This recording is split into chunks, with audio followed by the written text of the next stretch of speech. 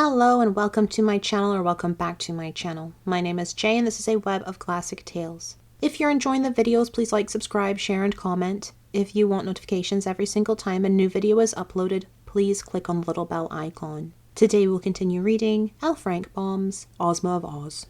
The first thing Dorothy did was to rush into the embrace of the Scarecrow, whose painted face beamed with delight as he pressed her form to his straw-padded bosom. Then the Tin Woodman embraced her, very gently, for he knew his tin arms might hurt her if he squeezed too roughly.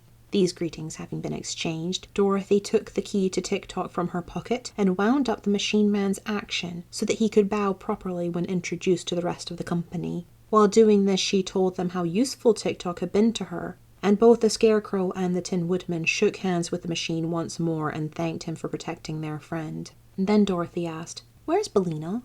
"I don't know," said the Scarecrow. "Who is Billina?" "She's a yellow hen who is another friend of mine," answered the girl anxiously. "I wonder what has become of her." "She's in the chicken house in the backyard," said the princess. "My drawing room is no place for hens." Without waiting to hear more, Dorothy ran to get Billina, and just outside the door she came upon the Cowardly Lion, still hitched to the chariot beside the great tiger. The Cowardly Lion had a big bow of blue ribbon fastened to the long hair between his ears, and the tiger wore a bow of red ribbon on his tail, just in front of the bushy end. In an instant Dorothy was hugging the huge lion joyfully. "I'm so glad to see you again," she cried. "I am also glad to see you, Dorothy," said the lion. "We have had some fine adventures together, haven't we?" "Yes, indeed," she replied. "How are you?" "As cowardly as ever," the beast answered in a meek voice. "Every little thing scares me and makes my heart beat fast. But let me introduce to you a new friend of mine, the Hungry Tiger."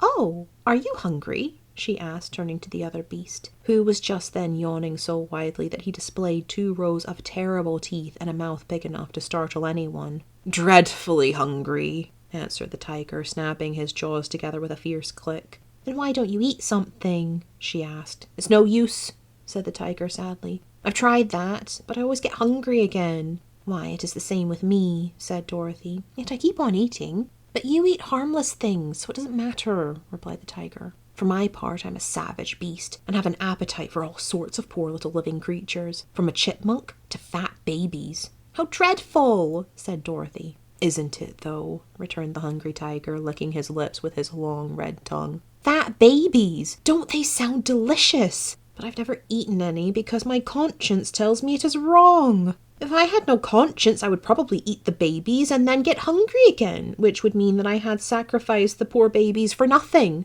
No, hungry I was born, and hungry I shall die. But I'll not have any cruel deeds on my conscience to be sorry for." "I think you are a very good tiger," said Dorothy, patting the huge head of the beast. "In that you are mistaken," was the reply. "I am a good beast, perhaps, but a disgracefully bad tiger. For it is in the nature of tigers to be cruel and ferocious, and in refusing to eat harmless living creatures, I am acting as no good tiger has ever before acted. That is why I left the forest and joined my friend the Cowardly Lion." "But the lion is not really cowardly," said Dorothy. "I have seen him act as bravely as can be." "All a mistake, my dear," protested the lion gravely. "To others I may have seemed brave, at times, but I have never been in any danger that I was not afraid."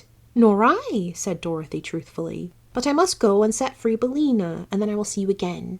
She ran around to the backyard of the palace and soon found the chicken house, being guided to it by a loud cackling and crowing and a distracting hubbub of sounds such as chickens make when they are excited. Something seemed to be wrong in the chicken house, and when Dorothy looked through the slats in the door, she saw a group of hens and roosters huddled in one corner and watching what appeared to be a whirling ball of feathers. It bounded here and there about the chicken house, and at first Dorothy could not tell what it was, while the screeching of the chickens nearly deafened her. But suddenly the bunch of feathers stopped whirling, and then, to her amazement, the girl saw Billina crouching upon the prostrate form of a speckled rooster. For an instant they both remained motionless, and then the yellow hen shook her wings to settle the feathers and walked toward the door with a strut of proud defiance and a cluck of victory, while the speckled rooster limped away to the group of other chickens, trailing his crumpled plumage in the dust as he went. "Why, Billina!" cried Dorothy in a shocked voice. "Have you been fighting?" "I really think I have,"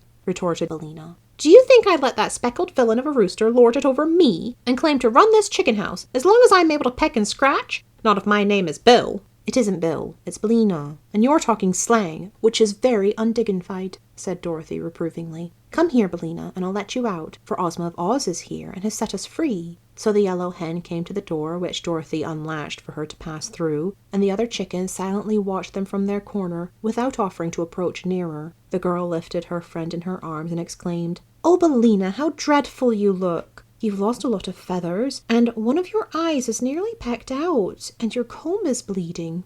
"That's nothing," said Billina. "Just look at the speckled rooster. Didn't I do him up brown?" Dorothy shook her head. "I don't approve of this at all," she said, carrying Billina away toward the palace. "It isn't a good thing for you to associate with those common chickens. They would soon spoil your good manners, and you wouldn't be respectable any more." "I didn't ask to associate with them," replied Billina. "It is that cross old princess who is to blame. But I was raised in the United States, and I won't allow any one-horse chicken of the land of Ev to run over me and put on airs, as long as I can lift a claw in self-defense." "Very well, Billina," said Dorothy. "We won't talk about it any more." Soon they came to the Cowardly Lion and the Hungry Tiger, to whom the girl introduced the yellow hen. "Glad to meet any friend of Dorothy's," said the lion politely. "To judge by your present appearance, you are not a coward as I am." "Your present appearance makes my mouth water," said the tiger, looking at Billina greedily. My, how good you would taste if I could only crunch you between my jaws. But don't worry, you would only appease my appetite for a moment, so it isn't worthwhile to eat you." "Thank you," said the hen, nestling closer in Dorothy's arms. "Besides, it wouldn't be right," continued the tiger, looking steadily at Billina and clicking his jaws together. "Of course not," said Dorothy hastily. "Billina is my friend, and you mustn't eat her under any circumstances."